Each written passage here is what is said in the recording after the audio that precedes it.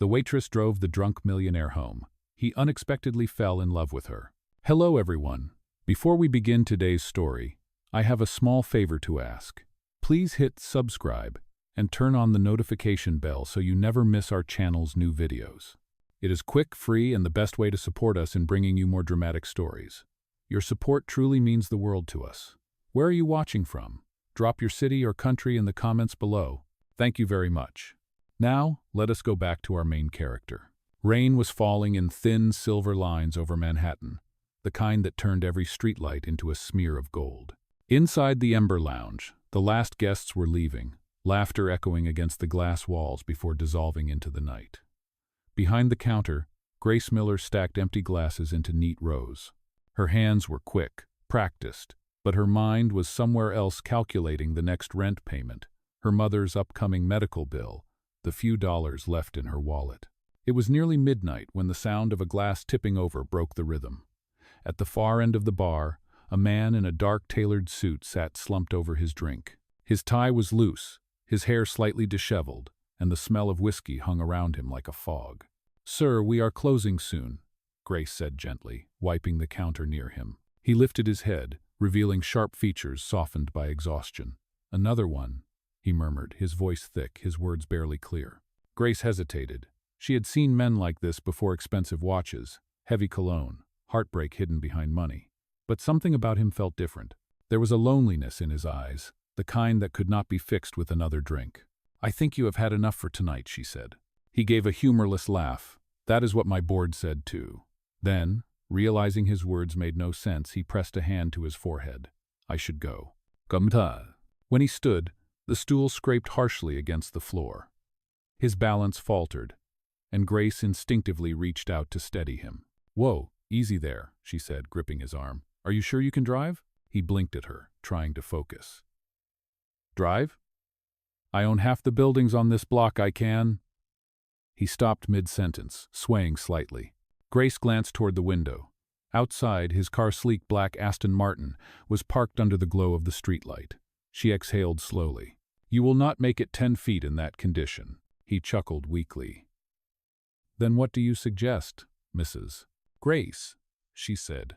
"Grace," he repeated, tasting the name like a word he had not used in years. "What do you suggest, Grace?" She sighed. "I will drive you home. Hand me your keys." He looked at her as if surprised anyone would bother. "You do not even know who I am."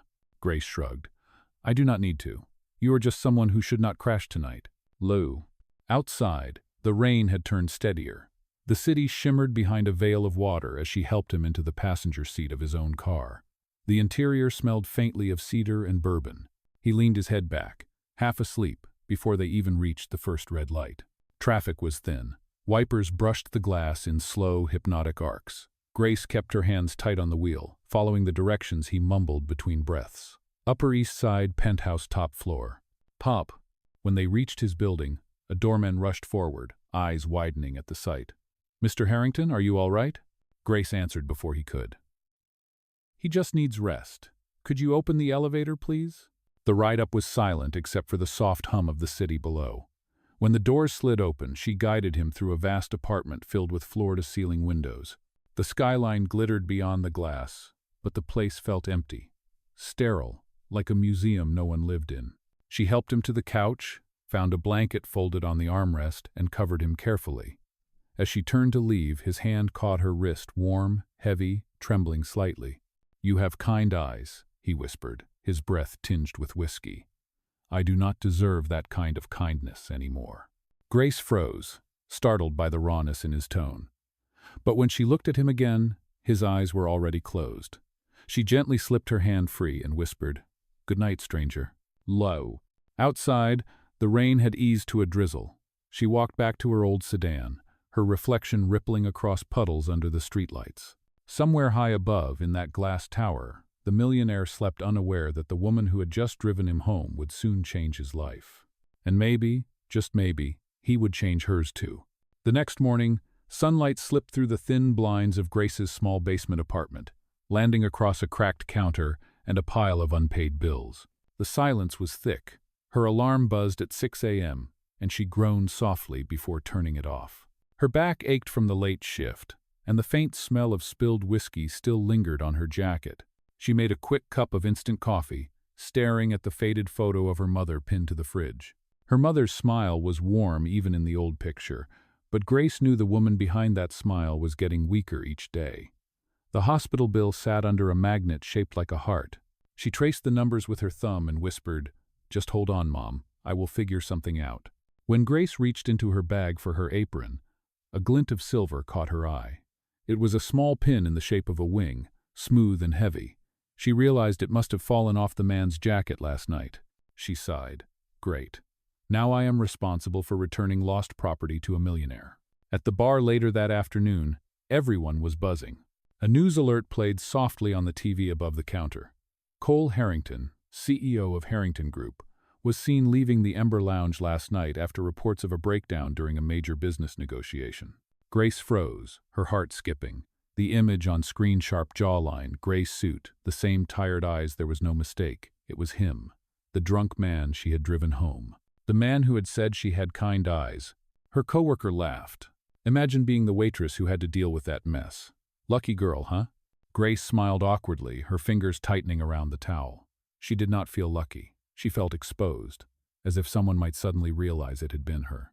She kept her head down and wiped tables long after her shift ended. When she stepped outside, the city air was crisp and sharp. She had just reached her car when she noticed a man standing near it. He was tall, dressed in a charcoal suit, holding a sleek black umbrella.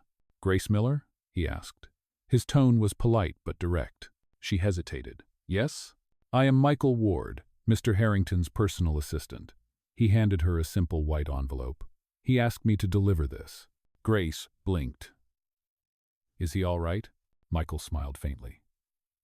"He is fine. You might say he owes you one." When he walked away, Grace stood there for a long moment before opening the envelope. Inside was a short note written in firm, deliberate handwriting. "Thank you for last night. I am not proud of how you found me. Please allow me to return your kindness properly. Dinner tomorrow, my treat. C. Hatch." Beneath it was a small black business card embossed with his name and an address on Fifth Avenue. Grace laughed softly to herself. Dinner? With a man like that? Sure. She folded the note carefully, but something in her chest stirred a mix of curiosity and unease. That night, as rain tapped gently against her window, she lay awake thinking about the way he had looked at her, even in his drunken haze. There had been something raw in his voice, something lonely. But she had met enough entitled men in this city to know better than to trust one. The next day, she tried to focus on her morning shift at the bakery. The smell of fresh bread filled the small space, but her mind kept wandering back to the note. By noon, she made a decision. She would return his pin and politely decline his offer. That was all. Nothing more. When she arrived at the address on the card, her old sedan looked painfully out of place among the luxury cars parked outside. The doorman gave her a puzzled look as she stepped into the marble lobby, clutching a small envelope. "Delivery for Mr. Harrington," she said, trying to sound confident. The elevator doors opened onto a penthouse that looked more like an art gallery than a home glass walls, quiet lighting, a grand piano untouched. Cole Harrington stood near the window, talking on the phone. When he turned, recognition flashed in his eyes. "Grace," he said, setting his phone aside. "You actually came." She nodded stiffly and held out the envelope. "I came to return this. You dropped it at the bar. And you do not need to thank me. You were just drunk. Anyone would have done the same." He smiled faintly. "You would be surprised how few people actually do." Grace shifted awkwardly. "Well, now you can stop worrying about it. I have to go." But before she could turn, he said quietly, "Would you stay for a moment, please?" His voice had changed. It was calm now, steady. The kind of tone that carried authority but also sincerity. He gestured toward the wide window overlooking the skyline. "You see that city? It moves fast. Too fast. Last night was the first time I stopped long enough to realize I had no one left to call." Grace looked at him, unsure how to respond. "I am sorry," she said softly. "Do not be," he replied. "You reminded me that kindness still exists, even when you expect nothing in return." The silence stretched between them, filled only by the distant hum of the city. Grace took a slow breath and said, "I think everyone deserves a second chance. But you should give it to yourself, not to me." "Oh, see no." For a moment, Something flickered in his eyes, gratitude, maybe even admiration. He nodded. Then at least let me help you. Anything you need. She smiled faintly. You cannot pay my bills for me, Mr. Harrington. Maybe not, he said. But I could give you an opportunity. Grace tilted her head, confused. There is a charity branch of my company, Harrington Hope Foundation, he explained. We need someone to help coordinate community events. It is part-time, flexible hours. You have heart and grit. That is what the foundation needs. She stared at him, torn between disbelief and suspicion. Are you offering me a job because I drove you home? He smiled again, a little sad this time. No. I am offering it because you reminded me that people still care when they do not have to. Grace hesitated, her fingers brushing the envelope. Maybe it was pride, maybe fear. But she finally said, I will think about it. Good, Cole said quietly. That is all I ask. No. As she left, the elevator doors closed slowly, reflecting both of their faces in the mirrored surfacers, uncertain, his hopeful. Outside, the city buzzed below, alive and indifferent. Grace stepped into the daylight, clutching her coat tighter. For the first time in a long while, the weight on her shoulders felt just a little lighter, though she could not explain why. And high above, Cole Harrington stood by the glass, watching the tiny figure disappear into the crowd, feeling something unfamiliar stir inside him, something dangerously close to hope. 2 days later, Grace was back behind the counter of the bakery, dusting powdered sugar over a tray of croissants. The morning rush had passed, and soft jazz played from an old speaker near the window. Yet her mind kept drifting back to the offer Cole Harrington had made. She had promised herself not to get tangled in the lives of rich people, but last night she had looked up the Harrington Hope Foundation online. The article spoke of rebuilding community centers, scholarships for single mothers, and food drives across the city. It was not just another corporate charity. It sounded real. Her coworker, Jenna, leaned over the counter. You have been zoning out all morning?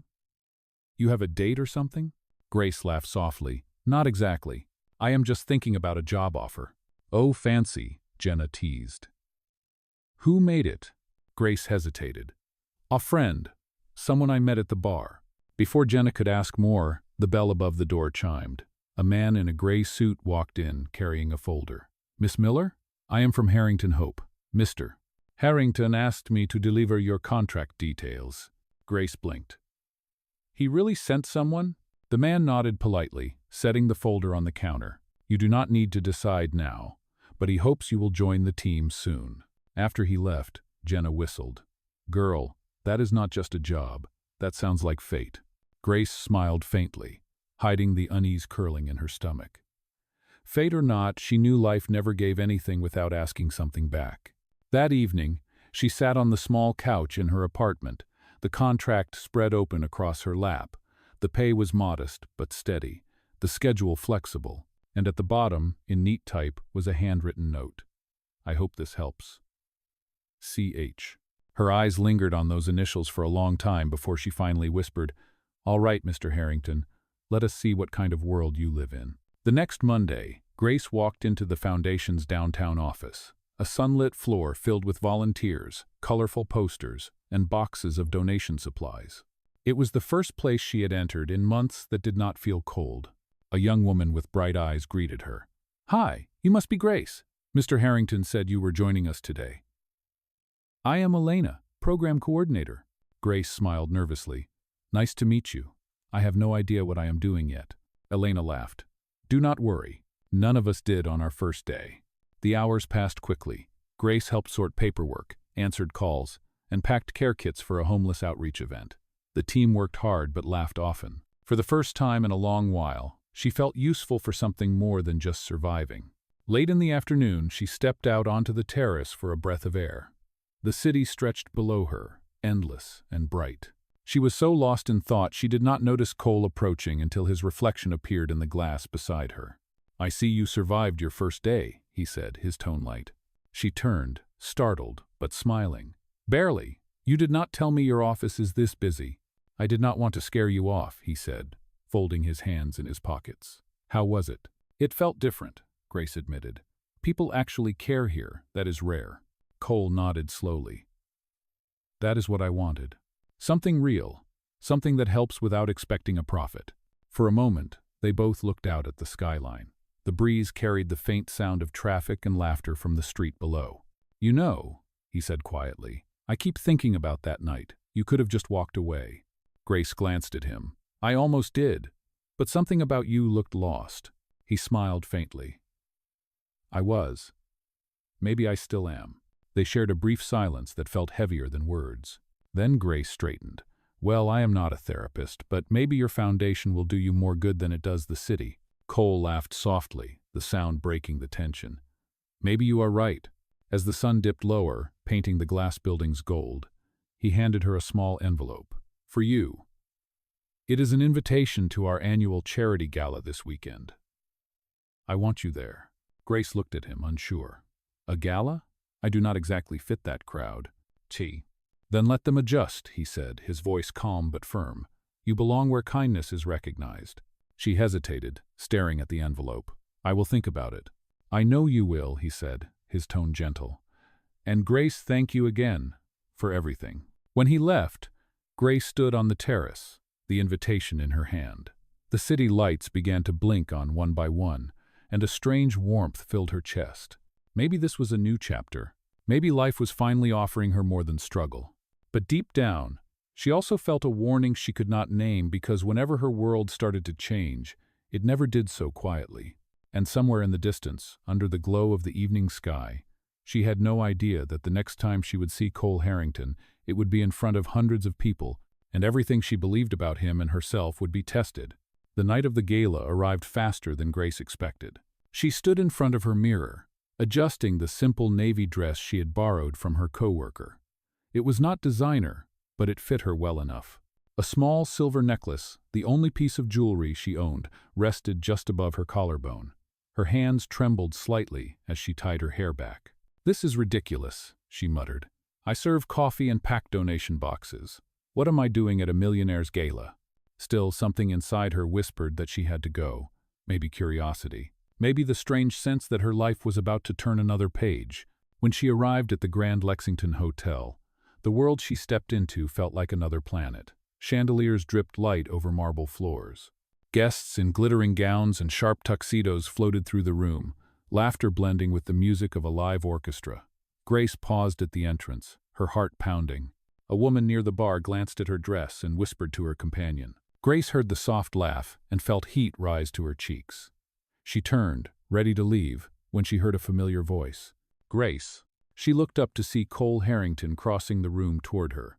He looked different tonight, calm, collected, a man entirely in his element. His charcoal suit fit perfectly, his expression unreadable but warm. "You came," he said. "I almost did not," she admitted. "This is not really my world."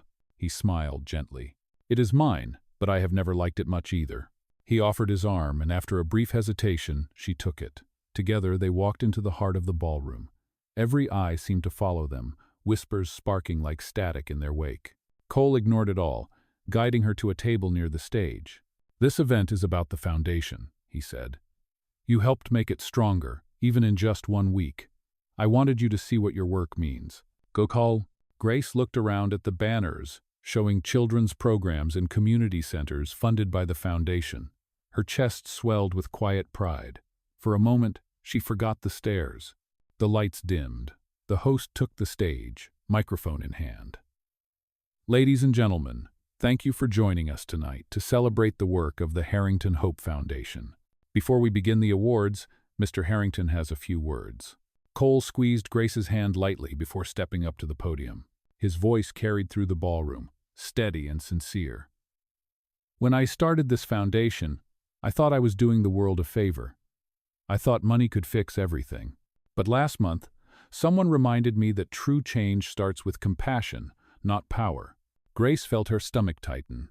Cole continued, "One rainy night, I was lost in more ways than one. A young woman, who had no reason to care, drove me home. She did not ask who I was or what I could offer. She just did the right thing. Tonight I want to thank her publicly." The crowd murmured, curious. Grace froze in her seat, realizing what was happening. "Her name," Cole said, looking directly at her, "is Grace Miller. She reminded me what humanity looks like." Applause spread through the room. Cameras flashed. People turned to stare at her. Grace felt her throat close. Every instinct screamed to run. She stood abruptly, the chair scraping the floor. Cole stepped down from the stage, confusion flickering in his eyes. Grace, wait. But she was already moving, her heels clicking against marble as she pushed through the crowd. The whispers followed like ripples on water. Outside, the night air hit her like a wave. She stopped under the awning, breathing hard. Moments later, Cole appeared behind her. "Why did you leave?" he asked softly. Her voice trembled with anger and humiliation. "You had no right to do that. You turned something private into a show. Do you have any idea how that felt?" He took a careful step closer. "I wanted people to know the truth. You deserve to be seen for what you did." "I did not help you for attention," she said, eyes glistening. "You made it about yourself again. You always do." Cole's face fell. "Grace, that is not what I—" She shook her head. "You do not get it. I did not see a billionaire that night. I saw a man who needed help. But now, you are just another rich man using a story to fix his image." "Godal." The hurt in her voice was sharper than any slap. Cole tried to speak, but no words came. She turned away, tears burning her eyes. "Do not follow me," she whispered, and walked into the rain. He watched her go, the neon lights reflecting off the wet pavement. For the first time in years, Cole felt powerless not as a CEO, but as a man who had finally cared and somehow ruined everything. The next morning, Grace called the foundation and resigned. Elena tried to talk her out of it, but Grace's voice was steady. "Please tell Mr. Harrington I am grateful for the chance, but it is time for me to go." She spent the day cleaning her apartment, packing small boxes, anything to distract herself from the ache in her chest. When she found the silver wing pin again, she almost threw it away, but something stopped her. She placed it in a drawer instead. Meanwhile, in his penthouse, Cole sat by the window, replaying every word she had said. For years, he had controlled everything: deals, headlines, people. But he could not control the look in her eyes when she walked away. The gala had been meant as gratitude. Instead, it had exposed how far he still was from understanding what kindness truly meant. And as the city lights flickered against the glass, one thought kept echoing in his mind. He had lost her trust. But he was not ready to give up on earning it back. Days passed, and Manhattan moved on as if nothing had happened. But for Grace, everything felt heavier. The city's noise seemed sharper, the air colder. She had gone back to double shifts at the bakery, pretending life was normal again. Yet every time she wiped down a counter or packed a box of pastries, her mind drifted back to that night at the gala, the lights, the applause, the look in Cole Harrington's eyes when she walked away. She told herself she was done with him. She had seen what happened when worlds like his touched lives like hers. One side always ended up hurt. Still, there was a quiet ache she could not shake, a question that lingered long after the anger faded. One evening, after closing, Grace stepped outside to lock up. The street was almost empty. Rain was beginning to fall again, soft and steady. She pulled her coat tighter and noticed a black car parked across the street. When the window rolled down, her heart skipped. Cole stepped out, no umbrella, rain darkening his coat. He looked exhausted but determined. "Grace," he said simply. She sighed, half angry, half resigned. "What are you doing here?" "I needed to see you," he said. "Please. Just give me a minute." She crossed her arms. "You said everything at the gala." "No," he said quietly. "I said everything wrong." Grace hesitated, then nodded toward the small awning by the door. They stepped under it, rain pooling at their feet. "I owe you an apology," Cole began. "What I did that night was selfish. I thought I was showing gratitude, but I was showing off. I turned your kindness into a story I could control. That was not fair to you." Grace looked away, the anger in her eyes softening a little. "Why does it matter now? We live in different worlds, Cole. You are surrounded by cameras and headlines. I just wanted peace." He nodded slowly. "I used to think peace came from control money, power, reputation. But that night you helped me. I felt something I had not felt in years. I felt seen, not as a CEO, as a person." His voice broke slightly, and for the first time, Grace noticed how tired he really looked. "I did not want to fix my image," he said. "I wanted to be worthy of the way you looked at me that night, like I could still be good." Grace's throat tightened. She searched his face for any trace of manipulation, but all she saw was regret. "You do not owe me anything," she said softly. "I did not save you for a reward. I know, he said. That is why it meant something. The silence stretched, filled only by the rain. Then Cole took a deep breath and handed her a small envelope, slightly damp from his pocket. What is this? She asked. A check, he said. For the hospital. I know about your mother's heart surgery. Before you say anything, I did not invade your privacy. You left the bill in my car that night. I just could not forget it. Grace opened the envelope and saw the number. Enough to cover everything. Her breath caught. I cannot take this. This is not charity, he said. It is a debt of conscience. I do not deserve your forgiveness, but I can help someone you love. Let me do that much. Tears welled in her eyes, but she shook her head. I do not want your pity. Zhenghua. It is not pity, he said firmly. It is gratitude. It is hope. Grace looked down at the check, her reflection blurred by the raindrops. Why do you keep doing this? Because you were the first person who looked at me without wanting something in return, he said quietly. Now I want to be that person for you. The words hung in the air, heavy and fragile. Grace's resolve wavered. For the first time, she saw him not as the powerful man from the news, but as the same man she had found half-broken in a storm, someone searching for a reason to believe again. She folded the check carefully and handed it back. You can donate this to the foundation, she said. Help someone else who cannot stand here and argue with you. He took it back slowly, a sad smile forming. You really will not make this easy, will you? Grace shook her head. Life has never been easy, but that is what keeps it real. They both laughed quietly, the tension easing for a moment. Then Cole said, There is one more thing. The foundation is planning a new project, a medical outreach program. I want to name it after your mother, if you will allow it. Grace's eyes widened. You do not even know her. I know she raised someone who saved me, he said. That is enough. Her voice broke. Cole, why are you doing all this? He met her gaze, rain dripping from his hair. Because for the first time in my life I am doing something without expecting anything back. The honesty in his tone pierced the last of her defenses. She looked away, wiping a tear from her cheek. Go home, Cole, she said quietly. Before you catch a cold. He smiled faintly. You sound like my conscience again. She sighed. Maybe someone has to be. He took a step back, his eyes soft. If you ever decide to forgive me, you know where to find me. She did not answer. She only watched as he walked back into the rain, his silhouette fading under the streetlights. Grace stood there long after he was gone, her heart pounding, her mind swirling with 1,000 thoughts she could not untangle. She had wanted distance, yet somehow his sincerity had found a way through the walls she built. When she finally went inside, she found the silver wingpin still lying in her drawer. For the first time, she held it without bitterness. The small piece of metal shimmered faintly under the light, fragile but real, just like the strange connection that refused to disappear. Outside, the rain kept falling, steady and endless, washing away the noise of the city. And somewhere deep inside her, Grace felt the first quiet hint of something she had not felt in a long time: hope that maybe, just maybe, forgiveness was possible. Weeks passed, and the chill of early winter settled over the city. The bakery hung tiny string lights above its windows, and the smell of cinnamon filled the air. Grace tried to focus on work, but something inside her had changed. The anger she once carried toward Cole Harrington had softened into something quieter, an ache mixed with curiosity. She had not seen him since that rainy night outside the shop, yet she thought about him more often than she wanted to admit. One evening, as she was closing, a familiar voice spoke from the doorway. Are you still making those cranberry muffins? Grace turned. Cole stood there, not in a suit this time, but in a simple gray sweater and dark jeans. His hair was damp from the drizzle outside. He looked almost ordinary human. You are persistent, she said, trying to hide her smile. Do you not have a company to run?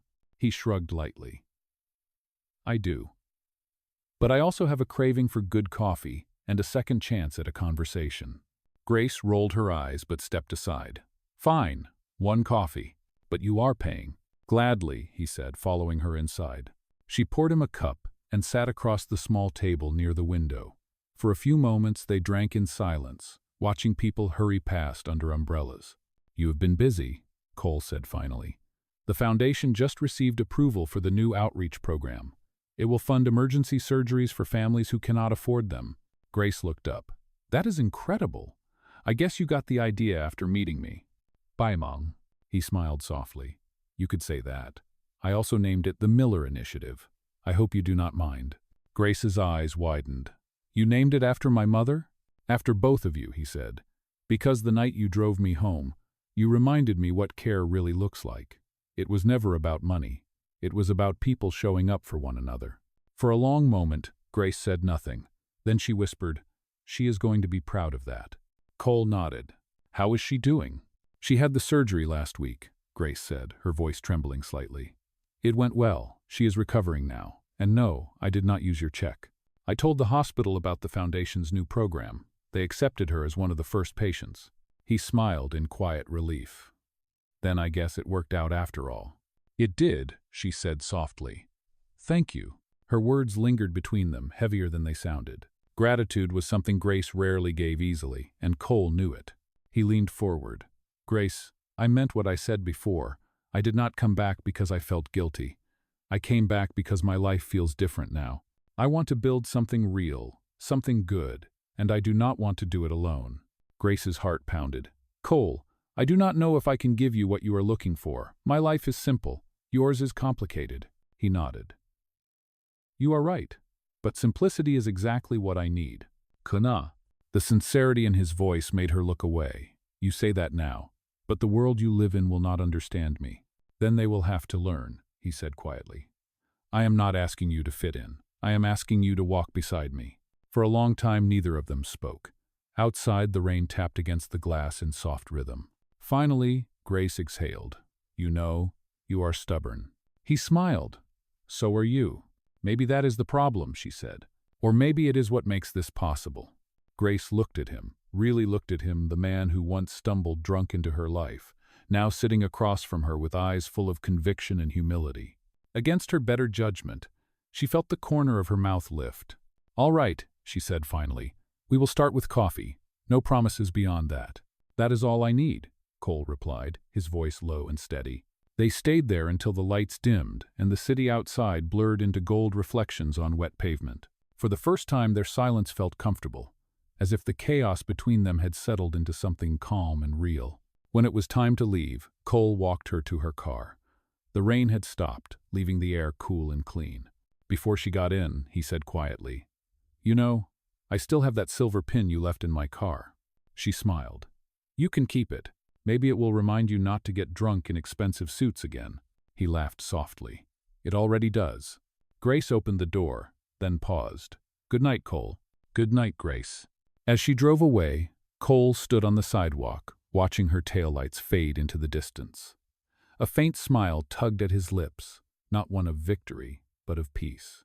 For the first time in years, he was not chasing profit or power. He was chasing something far rarer, redemption through the kind of love that asked for nothing in return. And miles away, as Grace turned onto her street, she felt a quiet warmth in her chest. It was not the thrill of romance, or the illusion of rescue. It was something simpler, something she had almost forgotten, the feeling that maybe the world was still capable of second chances. The following weeks passed quietly, and for the first time in years, Grace's life began to feel steady. The bakery had become busier during the holidays, and her mother's recovery was going well. Every evening, Grace would visit the hospital with a bouquet of fresh flowers and stories about the Foundation's new projects.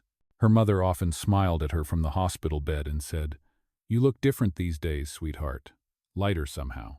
Grace would laugh it off, but deep down she knew her mother was right. She was lighter. She had stopped waiting for life to disappoint her. And somehow, Cole Harrington had something to do with that. Since their coffee that night, he had kept his promise: no grand gestures, no unwanted attention. He would stop by the bakery once or twice a week, buy something simple, and talk to her like an old friend. Sometimes they discussed the Foundation, sometimes just books or music. Every time he left, Grace found herself smiling without meaning to. One afternoon, he showed up holding a small paper bag. "Peace offering," he said. "What is in it?" she asked. He grinned. "My attempt at baking. It is terrible, by the way." Grace opened the bag and burst out laughing. Inside were uneven cookies, some burnt at the edges, others still too soft. "You really made these?" "I tried," he said. "I figured if I am going to visit a baker every week, I should at least learn something." She smiled, shaking her head. "You are unbelievable." "Maybe," he said softly. "But you are smiling again, so I will take that as a win." "Soap." They sat together at a small corner table, sharing the half-burnt cookies and laughing at his hopeless attempts in the kitchen. It was a simple moment, nothing fancy, nothing planned, but it felt more genuine than anything money could buy. Later that week, Grace received an email from Elena at the foundation, inviting her to a special volunteer event at a place called Thomas's Place, a community center for underprivileged children on the east side. Grace hesitated, unsure if she should go, but curiosity won. When she arrived that Saturday morning, she found Cole already there, helping a group of kids paint colorful murals on the wall. He was wearing a plain white t-shirt splattered with paint, crouched down as a little girl handed him a brush. Grace stood quietly for a moment, watching him laugh with the children. The sight caught her off guard. There was no trace of the cold executive she had met that night in the bar. He looked alive, free. When he noticed her, his face lit up. "You came." "I was curious," she said, smiling. "I had to see if you actually know how to paint." He laughed. "I do not, but they do." He handed her a brush, and before long, Grace was painting beside the children. The walls filled with bright colors, flowers, stars, and words like hope and home. The air was filled with laughter and the sound of tiny hands clapping. At one point, Grace felt a gentle tap on her arm. It was a little boy holding a small drawing. "This is you," he said proudly. She looked down and saw a crayon picture of a woman handing a coat to a man standing in the rain. Her throat tightened. "Thank you," she whispered, her eyes glistening. When she looked up, Cole was watching her. He did not say anything, but his expression said everything: respect, gratitude, something deeper that neither of them dared to name yet. As the event ended, they walked outside together. The sun had broken through the clouds, and the city air smelled clean. Children waved goodbye from the windows, shouting her name. "They really liked you," Cole said softly. "I liked them too," Grace replied. "It felt good to be here, real." "That is the point," he said. "This is the kind of world I want to build." Grace looked at him thoughtfully. "You are changing, Cole. I did not think people like you could." He smiled gently. "People like me only change when people like you show up." "La." She felt her cheeks warm at his words. "Do not make me your inspiration," she said lightly. "Just be who you are." "I am trying," he said quietly. "And I am learning that being human is not weakness. It is strength." They stood in silence for a moment, watching the sunlight bounce off the wet pavement. Then Cole turned to her, his voice softer now. "Grace, I want you to come back to the foundation, not as a volunteer. As part of the leadership team, you have ideas, and people listen to you. I want you to help me make this place better." Grace looked at him, taken aback. "You really think I could do that?" "I know you can," he said simply. "You already have." Her mind raced with doubt and possibility, but before she could answer, her phone buzzed a message from the hospital. Her mother's doctor wanted to see her immediately. Her smile faded. "I have to go," she said quickly. "Something is wrong." Cole's expression turned serious. "Do you want me to come with you?" She shook her head. "Not yet. I will call you when I know more." And just like that, she was gone, leaving Cole standing on the sidewalk as the last of the sunlight faded. He watched her disappear into the busy street, his heart tightening with worry. He did not know it yet, but what was coming next would test both of them, their trust, their courage, and everything they had begun to build together. The drive to the hospital felt endless. Grace's fingers tightened around the steering wheel as city lights blurred past her windows. Her heart pounded harder with every turn. When she reached the hospital, she rushed through the glass doors, breathless. Her mother's doctor met her in the hallway, his expression calm but serious. "Your mother is stable," he said, "but her heart is weak. She will need more recovery time and possibly another procedure in a few months." Grace exhaled, gripping the edge of the counter for balance. "Thank you," she whispered. When she entered the room, her mother was awake, pale but smiling faintly. "You should not worry so much," she said softly. "I am still here." Grace took her hand, tears finally escaping. "You scared me." Her mother squeezed her fingers weakly. "You have been working too hard, Grace. Promise me you will not lose yourself taking care of me." Grace smiled through the tears. "You are all I have." "No," her mother whispered. "You have more than you think. More." The meaning behind those words stayed with Grace long after she left the hospital that night. Outside, the air was cold, and snow had begun to fall. Her phone buzzed. It was Cole. "Grace," he said, his voice tense with worry. "I heard about your mother. Are you all right?" "She is stable now," Grace replied softly. Just tired. Do you want company? He asked. She hesitated. Not tonight, I just need a little quiet. I understand, he said. But remember, you are not alone anymore. Wadu. His voice was gentle, steady, and somehow that simple sentence stayed with her as she drove home. The following morning, Grace returned to the bakery early, needing the routine. She brewed coffee, set out trays, and tried to keep her thoughts focused. Around 8 o'clock, the bell over the door rang, and to her surprise, Cole walked in carrying 2 paper cups.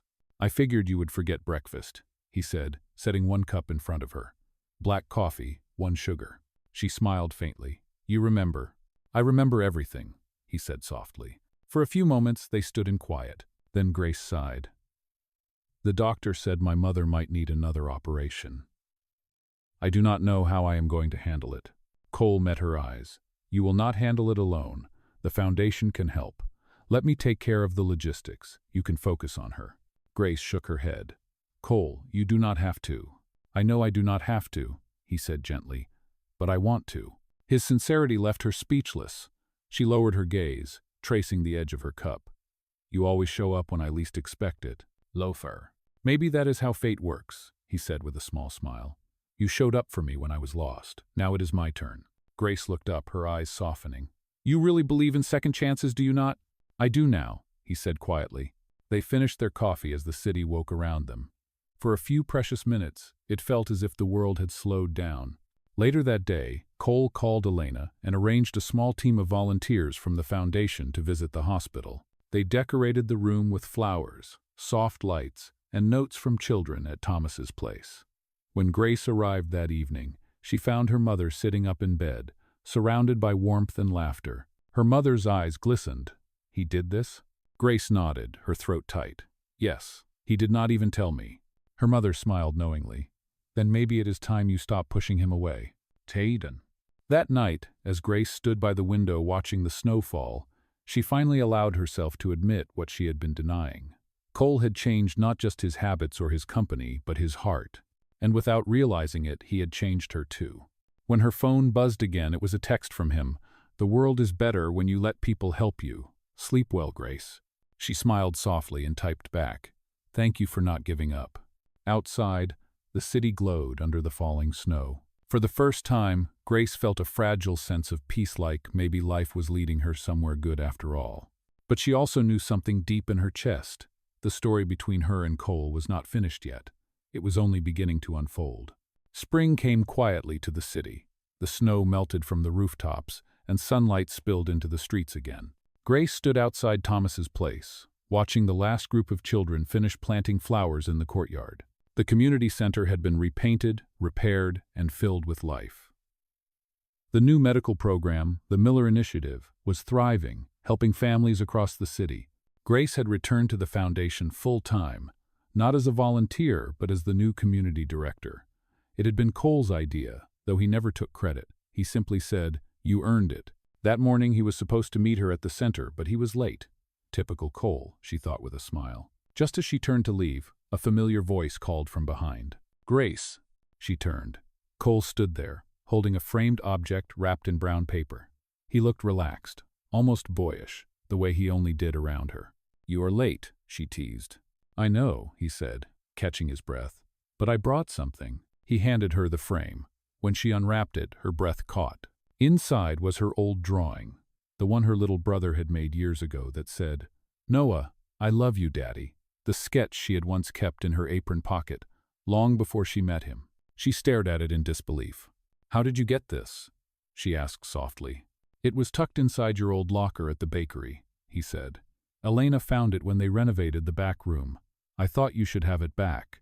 Grace ran her fingers over the faded crayon lines. I cannot believe you remembered.